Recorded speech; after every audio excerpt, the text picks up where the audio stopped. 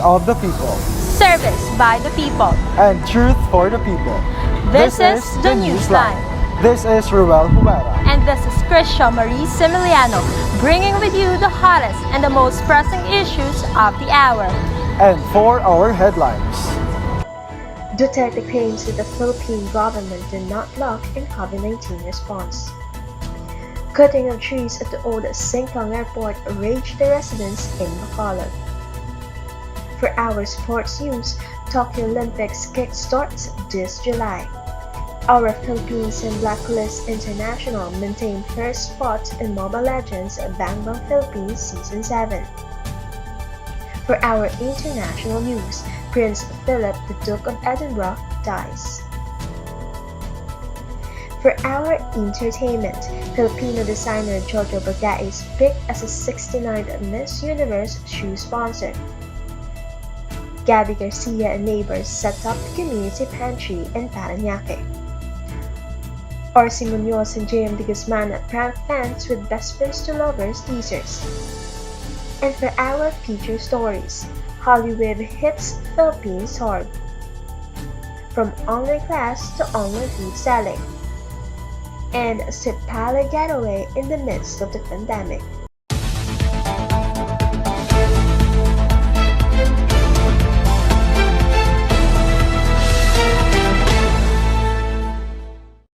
For the top of the hour news, President Rodrigo Duterte claims that the Philippine government did not lack in its COVID-19 response.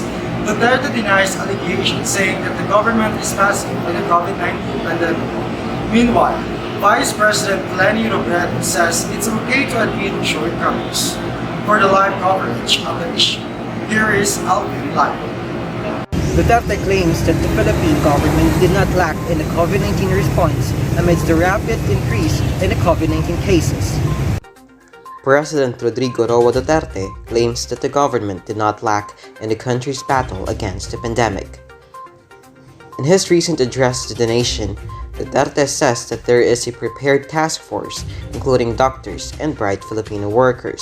He also added that Filipinos should not be afraid because the government is doing everything to fix the situation. I'd like to just disabuse the mind of na nagkulang tayo. Wala na kayong tinignan kung hindi yung kagaguhan ninyo. Hindi tayo nagkulang.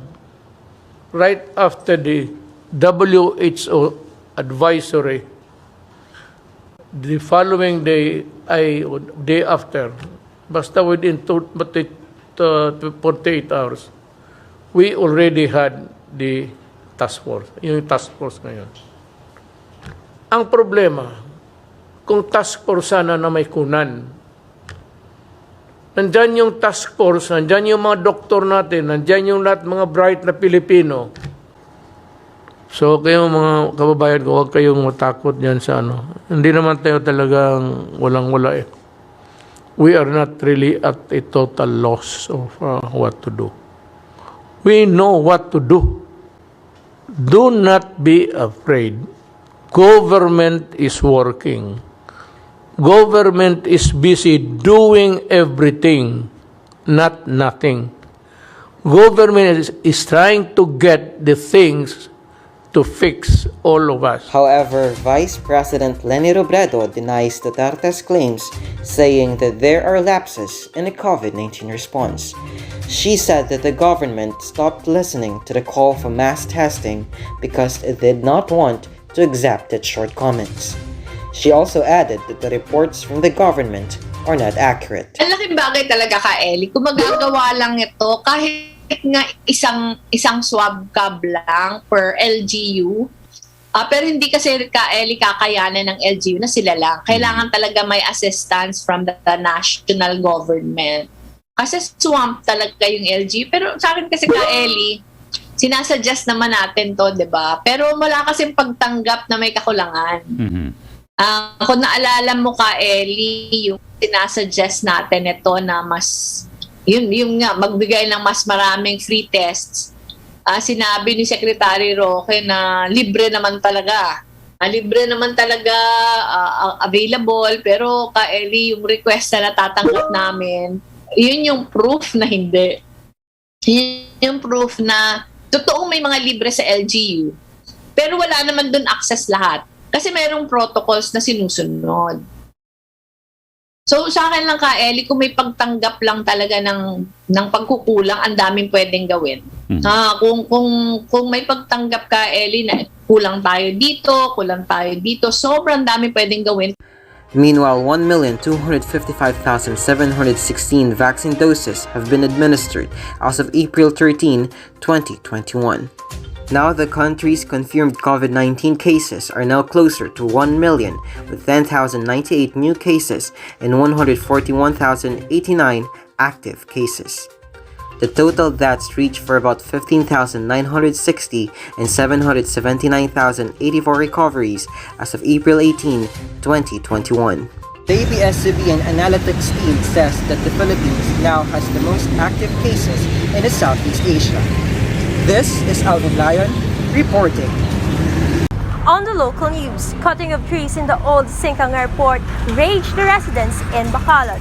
The issue of cutting of trees along the Araneta Avenue, Singkang Airport blew up in social media as netizens expressed their sentiments and opinions on the illegalities of such activities. For the full story, here is Rayster Gani. The residents of Bacolod disappointed with the cutting of trees in the city. Upset and anger. This is what the Bacolod residents feel when they found out that some of the trees in the city have been cut down. The photos of broken trees in Araneta Avenue beside the old airport of Bacolod are now all over the internet. According to some netizens, the trees have been standing for many decades. Some residents stated trees play a vital role in reducing air pollution and providing a comfortable place for commuters. Especially it has been placed on the road that routes to the different towns in Negros Occidental. Bukod nga, mga ganang pasilong nga niya, maganan din nga makita ka na isang gadigad naman, bungo. There is a signage in area that says that is the project of DPWH Bacolod's ongoing improvement of the sidewalk along Araneta Street from the Bacolod Public Plaza going to the area of the old airport. The tree cutting and earthballing of trees have a permit from DNR that allows them to cut 35 trees. Mode nga kung makita mo, ari na gid siya sa lapit sa dalan. So wala nagta sidewalk, no? May nagyan ang tao. Yes, sir. So mo na nga ginatanaw taman ang welfare sa mga pedestrian. Tanaw ta ang public safety man, nag-road safety man para sa commuters. Amo na bilang aton nga natuyo. Kag nakita man na sa DNR. Kaini nga mga kahoy, kung nagagapa niya sa subabaw, according sa DNR, nagagapa man niya nga gamot ugat sa dalom. Nagabalos. Hindi balaya parehas nga type ng kahoy nga nagapadalo mga gamot. Some of the environmental groups questioned the tree cutting incident, including the Earth Day Bacolod and Negros Occidental Network. Based on them, Bacolod needs plenty of trees to help with the dilemma of flooding in the city. They regret the destruction of nature in hope that the public works project and ecological preservation will be balanced. Cutting down trees in large cities is frequently prompted by a need for space, energy, or building materials, as well as the desire to avoid causing an incident when they show some signs of collapsing. In our country, there is the Presidential Decree 705 or Revised Forestry Code of the Philippines that protects trees from cutting down. It was signed on May 19, 1975 that regulates the act in both public and private lands. It says here that it calls for the prior approval or permission from the government, specifically the Bureau of Forest Development, whose mandate now rests on the Forest Management Bureau, or FNB, one of the four bureaus of the Department of Environment and Natural Resources, or DENR. Even in the public areas, road widening projects often requires the removal of trees. However, there are not a good reasons to cut the trees. Trees take years to grow. Sometimes, one will not survive its first year. On the other hand, the letter of Bacolod City Representative Greg Asataya to DPWH Bacolod broadcast on Digicast Negros. The congressman requested an investigation for cutting fully grown mahogany, acacia, and rubber trees. He also stopped cutting down other trees in the area. Nature is a lung of earth. Trees enable us to breathe and live. It also plays a huge role in stopping landslides, floods, and air pollution.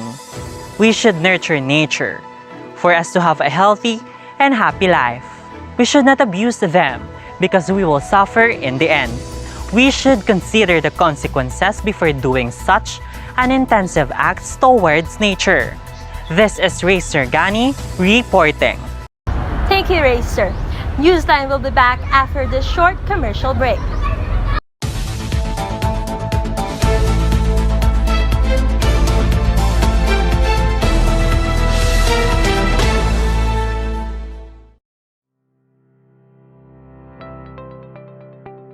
Before the COVID-19 pandemic, did you know the world has faced numerous pandemics? Join me as I show you the history of pandemics. The World Health Organization has declared coronavirus a pandemic.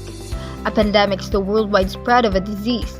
Throughout history, infectious diseases have left some major impacts on humans. So here is history's most devastating diseases. The Severe Acute Respiratory Syndrome, or SARS, was the first outbreak in the 21st century that managed to get public attention. It is caused by the SARS coronavirus. It started in China and affected fewer than 10,000 individuals, mainly in China and Hong Kong, but also in other countries, including the 251 cases in Canada, specifically in Toronto. The severity of respiratory symptoms and mortality rate of about 10% caused a global public health concern. Due to the vigilance of public health systems worldwide, the outbreak was contained by mid-2003. Ebola virus, endemic to Central and West Africa, with fruit bats serving as a likely reservoir, which appeared in an outbreak in a remote village in Guinea in the year 2013.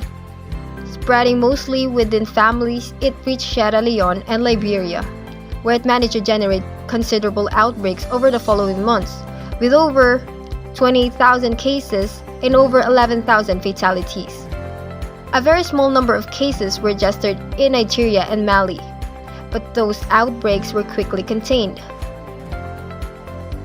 Ebola outbreak, which happened to be the largest outbreak of Ebola infection to date, gained global notoriety after a passenger from Liberia fell ill and died in Texas in September of 2014.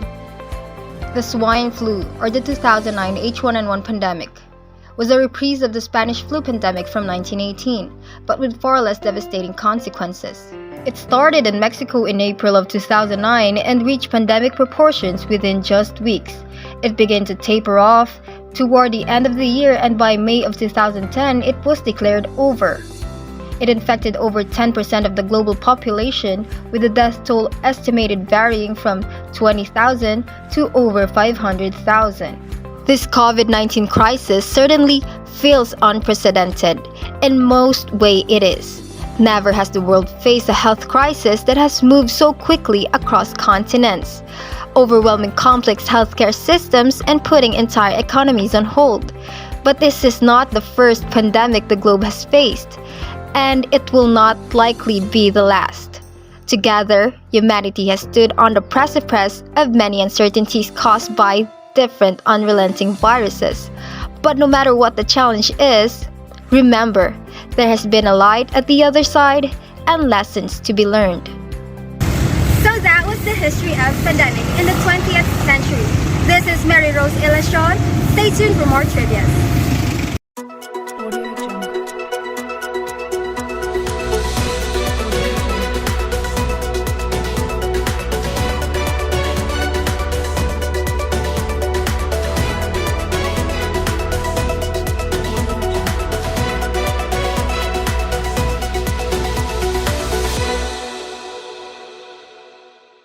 News of the people, by the people, and for the people. This is the Newsline. For our sports news, Summer Olympics 2020 resumes their multi-sports event this July 2021, which will be held in Tokyo, Japan. And our Philippines and Blacklist International maintain first spot in Mobile Legends Bang Bang Philippines Season 7. For the full coverage of the sports event, here is Zairo Van Albay.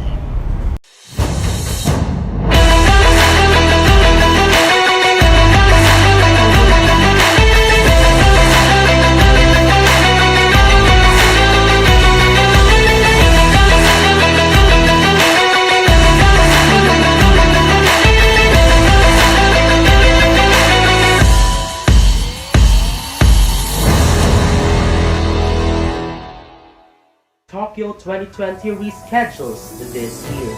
Tokyo 2020 is the 30th season of Summer Olympics. This event is a multi-sport event featuring sports that can flex athletes' capabilities and talents, having their mantra, United by Emotion. There were 161 countries participating on the said event. 3 countries were up for the venue of this event: Tokyo, Japan, Istanbul, Turkey, and Madrid, Spain. These are the countries where the International Olympics Committee decided to bid on, and with an average of 60 votes, Tokyo, Japan is the official venue of Summer Olympics 2020 and known as Tokyo 2020. This was the second time of Japan to host the Summer Olympics. First was on the year 1964, and this was the first Asian country to host the event twice. Due to coronavirus disease that worsened last March 2020, the committee decided to postpone the event on July until August 2021. New Japanese Prime Minister Yoshihide Suga, with the support of presidents from other countries, they said that they will continue the event. According to an estimate conducted by Professor Emeritus Katsuhiro Miyamoto and reported by the Japan Broadcasting Corporation, the cost of delaying the event by a year will be 640.8 billion yen, taking maintenance expenditures for the unused facilities into account, but the total loss amount will not become clear until the games have actually taken place. The Tokyo 2020 will be introducing new competitions like 3x3 basketball, freestyle BMX, Madison cycling, karate, sport climbing, surfing, and skateboarding, making their Olympic debuts, and will be seeing again the comeback of baseball and softball. These 2 events seen last Summer Olympics 2008 in Beijing, China. All in all, there were 42 venues of different kind of sports that will be held this July. There will be aquatics, archery, athletics, badminton, baseball, basketball, boxing, canoeing, cycling, equestrian, fencing, field hockey, football, golf, gymnastics, handball, judo, karate, modern pentathlon, rowing, rugby sevens, sailing, shooting, skateboarding, sport climbing, surfing, table tennis, taekwondo, tennis, triathlon, volleyball, weightlifting, and wrestling. As of now, all countries were excited with the return of Summer Olympics in Tokyo, Japan. Even the top 10 countries last 2016, there were USA, Great Britain, China, Russia, Germany, Japan, France, South Korea, Italy, and Australia. Can they retain their spots? Or there will be countries who will take their place? Now for the NPL Season 7 Philippines updates. For the past 3 weeks after Holy Week and strict implementation of community quarantine, Mobile Legends Bang Bang Professional League Philippines Season 7 continues their electronic game competition with following safety protocols and government's laws during this pandemic. The standings of the teams: Bracket A led by Aura Philippines with 11 points, followed by Work Oster Force with 10 points, Bren Esports with 6 points, Onyx Philippines with 5 points, and Signal Ultra with 2 points. On the other hand, Bracket B led by Blacklist International with 13 points, Execration with 9 points, Next Play Esports with 8 points, Omega Esports with 7 points, and Lost Playbook Esports with 4 points. For the 2 teams who will be landed on bottom of each bracket after 7 weeks will be eliminated and will not continue to win the title. Week 4 will be on April 22 until 25, 2021. On the first day, we will be having Signal versus Aura, Omega versus Blacklist, and Work versus Bren. Second day will be Signal versus Onyx, Work versus Signal, and Omega versus Execration. Third day will be Work versus Aura, Next Play versus Playbook, and Onyx versus Bren. And for the last day on week 4, there will be Signal versus Blacklist, Bren versus Playbook, and Work versus Omega. You can scan through matches and updates on this website, mpl.com, and will be informed with the happenings of this league. This is Zyro Banal Bai reporting. For the international news, British family confirms the death of Prince Philip, the Duke of Edinburgh. For the full story, here's Newsline International correspondent Kyla Grace Arribas. A statement from the Buckingham Palace expressed the Queen's deep sorrow following the death of the Duke of Edinburgh, aged 99, at Windsor Castle on Friday morning. Prince Philip was the longest-serving royal consort in British history, aiding the Queen for more than 6 decades of her reign. Prime Minister Boris Johnson said that the Duke inspired the lives of countless young people. It was with great sadness that a short time ago I received word from Buckingham Palace that His Royal Highness the Duke of Edinburgh has passed away at the age of 99. Prince Philip earned the affection of generations here in the United Kingdom, across the Commonwealth and around the world. With his Duke of Edinburgh award scheme, he shaped and inspired the lives of countless young people, and at literally tens of thousands of events, he fostered their hopes and encouraged their ambitions. We remember the Duke for all of this, and above all, for his steadfast support for Her Majesty the Queen. To pay tribute to the Duke, Westminster Abbey began tolling its bell once every minute at 6 p.m. British Standard Time and rang 99 times to honor each year of his life. Prince Philip was laid to rest in an intimate service at St. George's Chapel, and with the current restrictions, the ceremony was limited to 30 people. As Britain's royal family undergo crisis, the monarchy will now enter a new phase.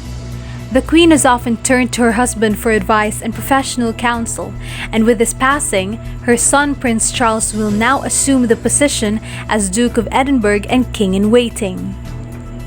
As the longest-serving heir apparent, Prince Charles will help manage state affairs along with his eldest son, Prince William, as Prince Harry has stepped back from royal duties.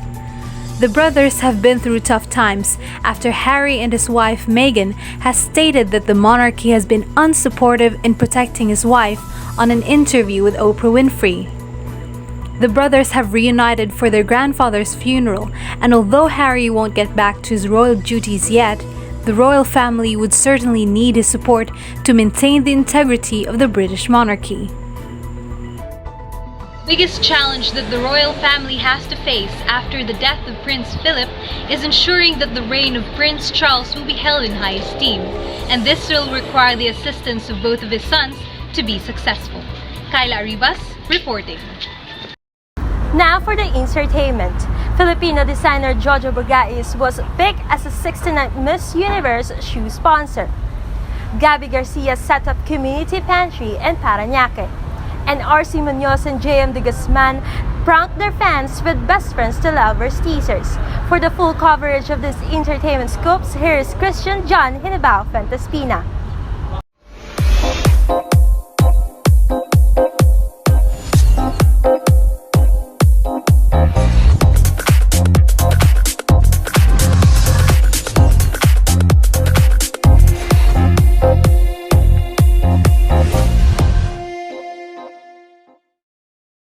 This year's Miss Universe candidates will strut on the runway wearing Filipino designer Jojo Bagais shoes.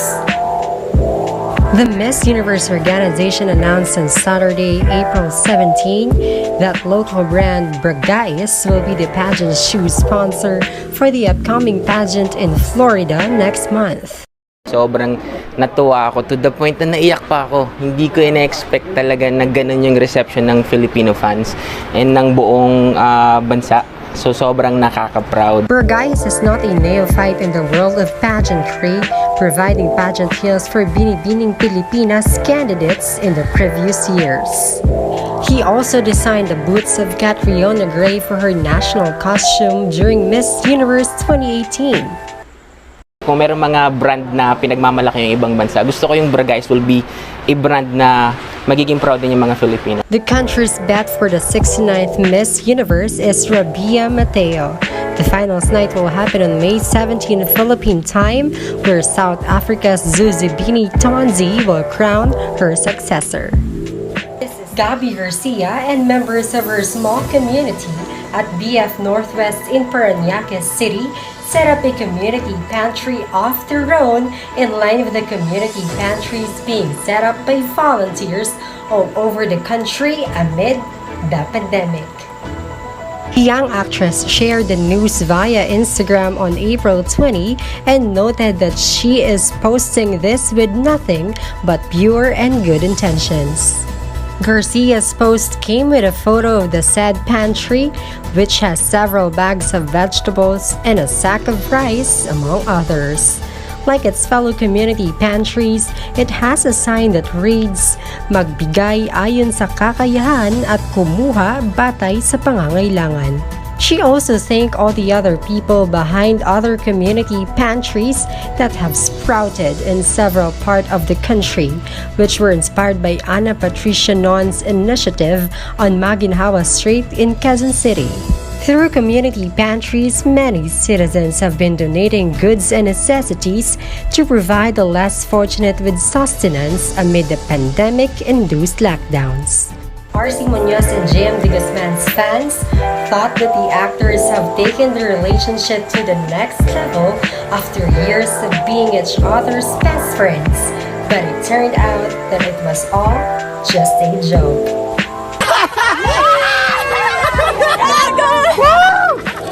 But the video that she showed was actually part of a proposal for another member of Munoz's family, as seen in her vlog. After De Guzman asked her if he could court her, he handed the flowers to Munoz's brother Manolet, who then proposed to his girlfriend. Some of their fans already thought the revelation that Munoz was talking about was actually a prank, and their speculations turned out to be true since the video stopped with Manolet's proposal. Munoz was last known to be in a relationship with businessman Anthony Nang, while De Guzman's most recent public relationship was with Jessie Menjola, who is now married to Luis Manzano. In 2019, Munoz admitted that she did not consider a relationship with De Guzman because she thought he was gay and she wanted to focus on her studies before entering a relationship. The two have known each other before entering show business, first meeting in college as theater arts majors. This is CJ Unibag Fontespina reporting. Feature stories are up next, right after this short break. This is the Newsline.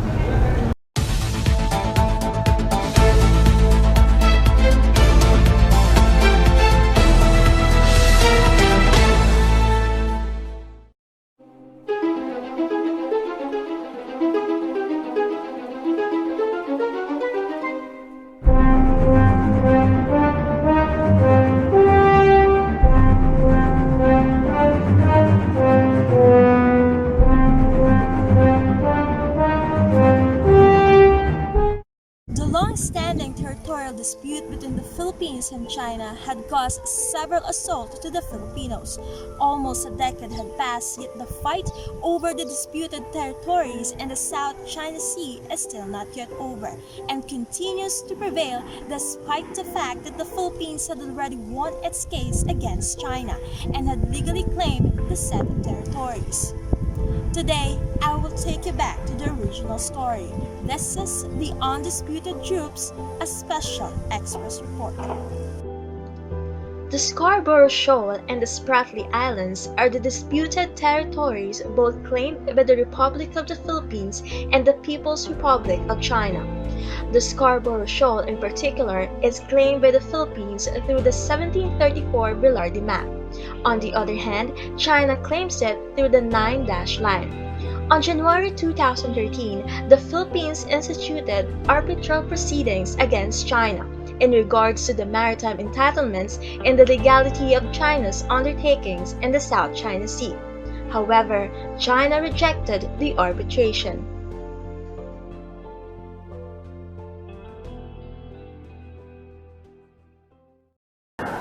When the parties to the United Nations Convention on the Law of the Sea have not chosen the same jurisdictional means, it is ad hoc arbitration which applies.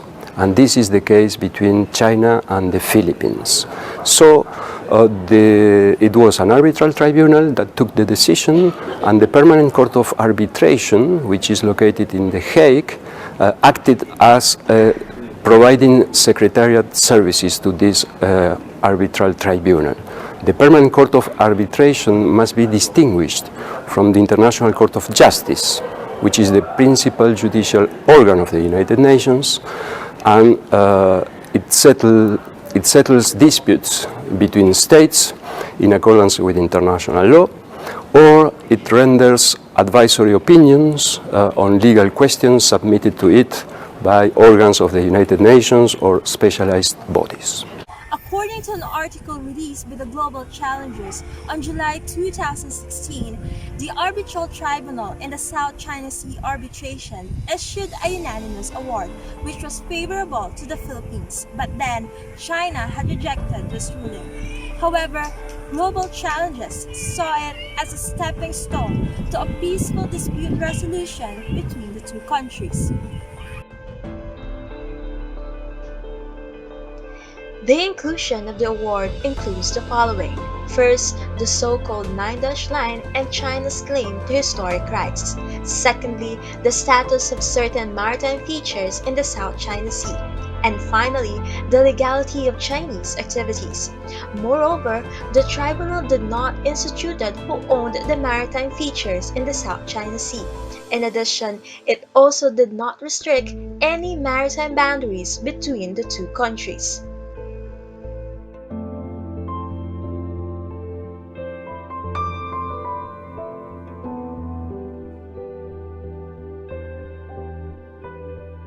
While the Philippines accepted the award, which justified majority of its claims, China had rejected this ruling, saying it is illegal, null, and void.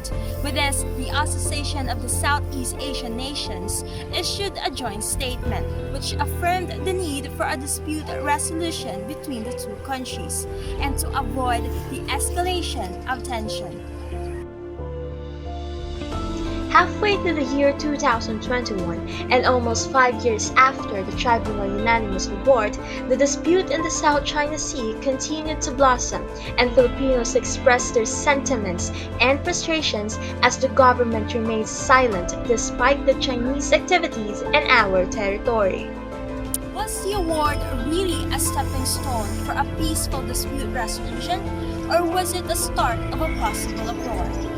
This territorial dispute against China had taught us several reasons as to why we need to stand up and become braver to fight for what is rightfully ours. But this isn't just a fight between the Filipino people. We have to have our government by our side. This is Christian Marie Similiano for a special Express report.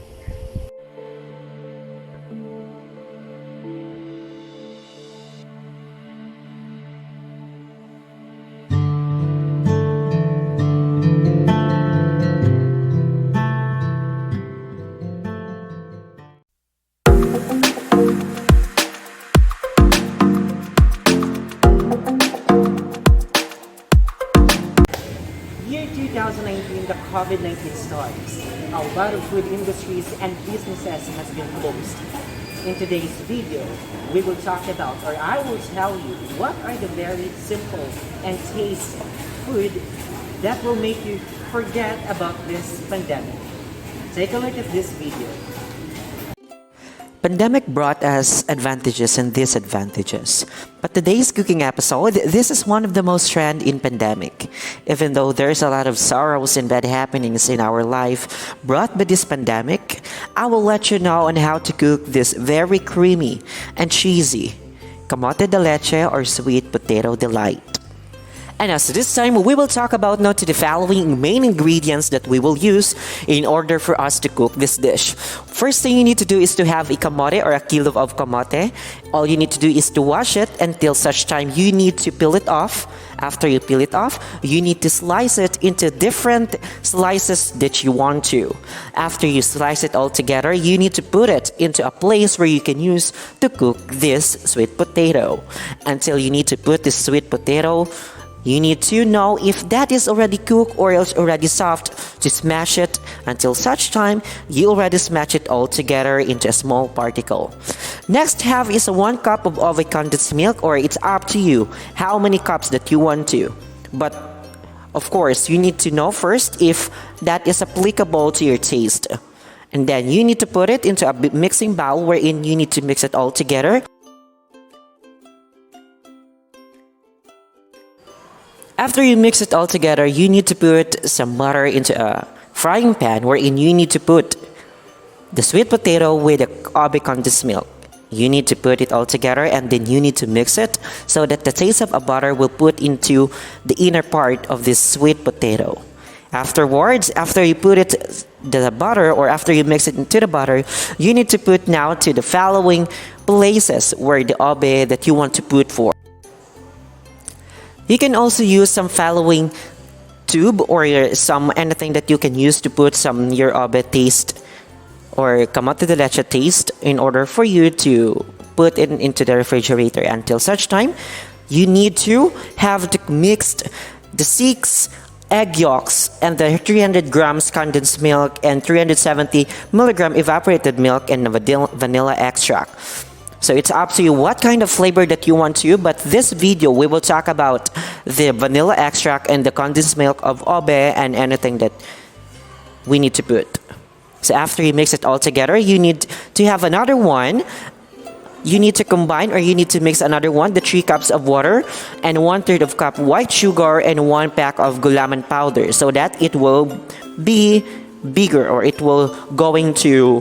As you can see at the end of this video, you can see that there is a difference between at the beginning and the first one. So as you can see, we already mixed it all together, the following egg yolk, the condensed milk, the vanilla extract, and then the water as well as the following other ingredients. So we need to mix it all together in a 1 frying pan or anything that you can use in order for us or in order for you to cook this dish. So after you can see that the color yellow of this egg yolk, you need to put it one into the tube or anything that you can use to this following places beyond this obe de leche. Until such time you can fool a lot of it's up to you and how you're able to put some.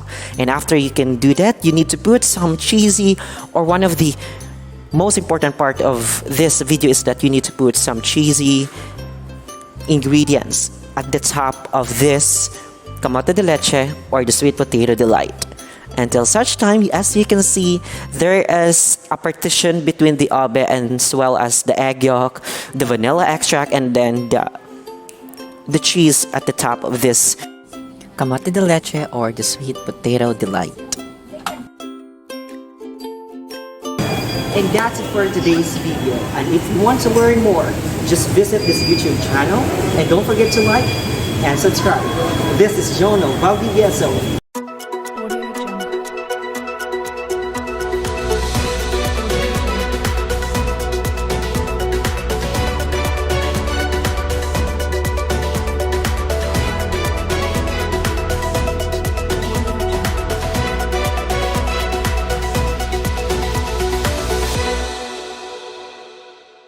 News of the people, by the people, and for the people. This is the Newsline. For our first feature story, Newsline lifestyle correspondent Charles Gabriel Hilitin reveals how Hallyu Wave hits the Philippines. Let's have a short look back down the memory lane on the evolution of Korean culture in the Philippines, from the obsession to K-dramas and K-pop up to the influence of Korean beauty standards and culture.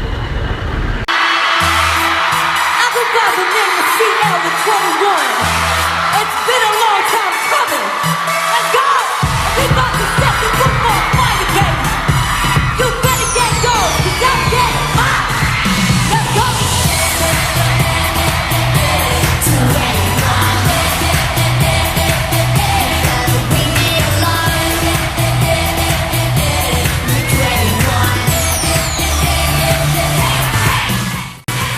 the addictive rhythm of Wonder Girls' Nobody, Nobody But You and Psy's Oppa Gangnam Style up to the global domination of today's biggest K-pop stars, the Philippines is one of the country who experienced and witnessed firsthand this so-called Hallyu wave.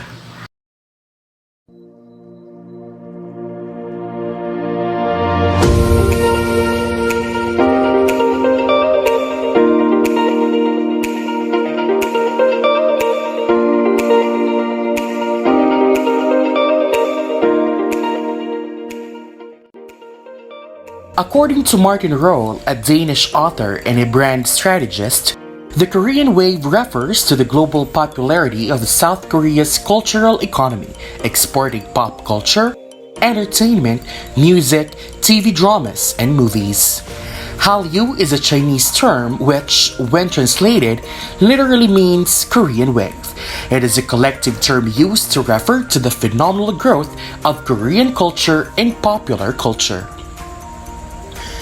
In the Philippines, Hallyu Wave means daily hour-long queues outside restaurants offering unlimited Korean barbecue, K-pop concerts selling out in minutes, dramas translated to Filipino aired prime time on national television, and K-beauty stores popping up in malls nationwide. This is according to an article from Vice.com. Most of the millennials and the youth of the current generation can attest how Korean pop music evolved and grew in popularity in the Philippines. These K-pop songs would often complete every karaoke session. Not to mention that Sandara Park, a member of the prominent 2NE1 girl group from YG Entertainment, started her career in the show business of the Philippines. She was referred to as the Pambansang Krong Krong and the pioneer Korean personality that gained so much attention in the country. Most of the youth of today also grew up seeing their older sisters, mothers, and even grandmothers pull an all-nighter just not to miss a single episode of Lovers in Paris aired late at night. In 2009, when ABS-CBN aired the Filipino dubbed of Boys Over Flowers, a Korean drama starring Lee Min-ho, the late afternoons of most Filipinos were spent inside their homes, drooling over the aesthetics, beauty, and storyline of the famous F4. One evidence that could prove the rising power of K-culture was during the 2020 Oscars Academy Awards night, when Parasite, the critically acclaimed film by the esteemed director Bong Joon-ho, gained not just nods, but applauses and standing ovations. The Korean feature film gained 6 nominations and took home 4 awards, including the Best Picture, setting the record as the first non-English film to bag the highest award as Best Picture.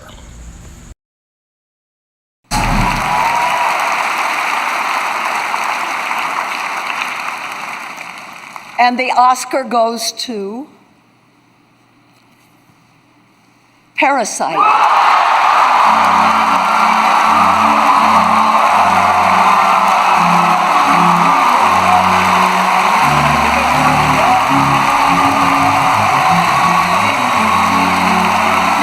Parasite has 6 Academy Award nominations and is the first film not in the English language to win Best Picture, winning 4 Oscars tonight.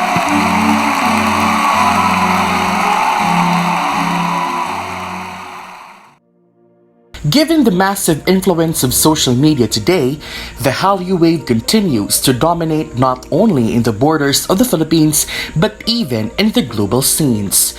K-pop still continues to break and rule over the views of YouTube, having BTS and Blackpink in the front lines. Korean personalities are now one of the most followed artists on Instagram, having Lisa of Blackpink as the most followed Korean artist with roughly 51 million followers. Twitter's trending topics in the Philippines are always filled with Korean-related tags, from birthday celebrations of K personalities to even the scandals that concern them. The streaming platforms like Netflix and View are also testimonies of how Korean novellas are greatly in demand among the Filipinos. During the pandemic, several Korean-related trends also gave a lot of entertainment to the entire Filipino community. From the Dalgona coffee craze up to the heated scenes of the world of the married life, Crash Landing on You, Itaewon Class, It's Okay to Not Be Okay, and Start Up, to name just a few. The Hallyu wave, which started 2 decades ago, is still on its peak. The influence of Korean culture, literature, music, cuisine, and lifestyle has still a bright future ahead of us. But despite its roaring power, let us also find some time to promote our very own culture at our very own country, filled of talented individuals and full of hidden treasures waiting for the world to see. This is Charles Gabriel Helipin reporting. On the sideline, from online class to online food selling, be inspired of the story of Arnaldo Fay Laman, third-year hotel management student who started selling food items online to finance his online classes in the middle of the pandemic. For the full story, here is General Salcedo. From online class to food online selling. Arnaldo Failaman, a third-year hotel management student of Central Philippine State University, proves that there are still learnings despite of the new normal instructional modalities brought by pandemic. Failaman used to sell foods such as pizza, cake, ice candy, and others in order to help her mother from buying their basic needs. He used an online platform in selling his foods in order to reach a large number of buyers, and since stay at home is now required. In an interview, Failaman explained why he came up in such activity. Since it's not safe outside because of the threat of COVID-19 virus, as a BSHM student, I came up to the idea of selling food through posting in my social media accounts, and this technique helps me save money intended for my modular and online class. This is also to inspire students that there are still learnings even there is no face-to-face. My message to students like me that are suffering from new normal way of learning is to be strong and don't give up. If you feel down and not good enough because of the barriers that try to break your goals to graduate, then you don't have to worry about. Despite, make it as your strength to motivate yourself that life is not always in downfall. Yes, sometimes we disconnect to our teachers while taking online class because of the signal status, and it stresses us so much. But no matter how dark your situation today, always look for a light to remind yourself that your journey doesn't end here. It's just a challenge that tries to measure your faith and if how strong you are to cope up these obstacles. Always look for a brighter side and be a message of hope to everyone. I know that you have a brave heart. Padayon lang. Through this experience, Failaman believes that it will be easy for him to perform his on-the-job training this upcoming 4th year. This pandemic brought changes to people's lives. And these changes is a great reminder on how to be courageous and creative during trying times. Filipinos have the capacity to adapt changes and the tenacity to never ever quit. This is General Salcedo reporting. And now for another travel feature, today's Jessa on Wheels highlights Sipalay getaway in the midst of pandemic. Witness the wonders and beauty of Sipalay in an exclusive journey with Jessa Asibuke. To interested travelers, catch the do's and don'ts implemented by the island in the middle of this global health situation.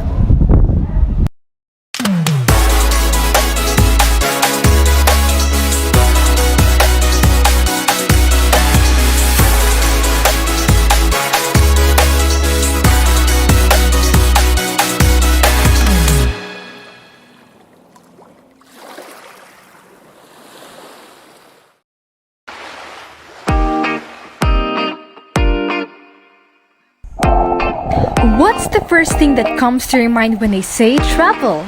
Vacation? Meeting new people? Or maybe Instagrammable sunsets? Are you planning to have a travel escapade? Sipalay City is phenomenal. Be with me only here on #Jessa on Wheels.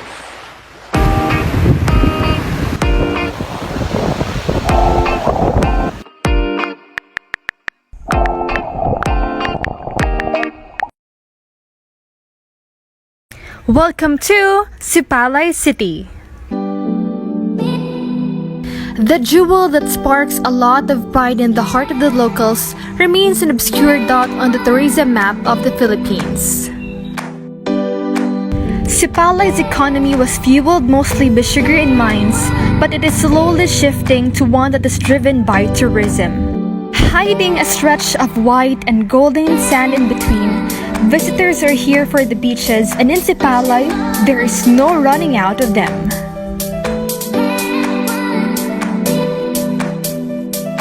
Now, the question is, how to go to Sipalay City? The Bacolod-Silay Airport is the gateway to Negros Occidental, which Sipalay is part of. From Bacolod, the capital, it's just 5 to 6 hours away. However, the Megate Airport in Twin Province, Negros Oriental, is actually a tad closer from Bacolod Airport. At the airport, you may take a shuttle van for 150 pesos, but it will terminate you at SM City, Bacolod. If you're not traveling alone or carrying a heavier bag, the most convenient way is to just take a taxi or grab taxi directly to South Bus Terminal and split the cost. Fare is around 250 pesos if meter is used. At the South Bus Terminal, hop into the bus going to Hinubaan or Sipalay. There's one almost every hour. From Sipalay bus station, take a tricycle to your hotel or resort. If your hotel is in the city center, you can go on foot. If it's on the beach outside the city, you can take a tricycle. Fare is around 150 per person. As for my friends and I, we took a van going to Sipalay. Due to the evolving COVID-19 situation, our government has issued precautionary measures, mandatory protocols, and requirements for travelers. Number 1. Make sure your health is in good state. Number 2. Bring your alcohol, face mask, and face shield. Number 3. Secure your medical certificate. Sipalay is a great island. It has clean and stress-free environment. Come and visit there. Isa mo nga pag-escapade is that it's very special. Kay manupod ko akong mga abyan, kag naka-fellowship kami sa isang isa. What are you waiting for? Ready your OOTDs and enjoy with your friends and family. This is your respondent, Jessa Joy Asibuque, for #Jessa on Wheels. Jessa on Wheels never cease to give us more ideas on how to have fun in a new normal way. I can't wait to visit Sipalay soon. Yes, Krisha, as we cope to this pandemic, we are challenged to become innovative and to respond from these unprecedented events positively. Of course, as Filipinos, no pandemic can ever stop us from becoming resilient. The community pantries which are emerging like mushrooms are one of the evident proofs that indeed bayanihan still exists. With that being said, Newsline will continue to serve with a truthful, unbiased, and independent news. News of the people. Service by the people. And truth for the people. This has been Krisha Marie Similiano. And this is Ruel Huera. This is the Newsline. Have a good day.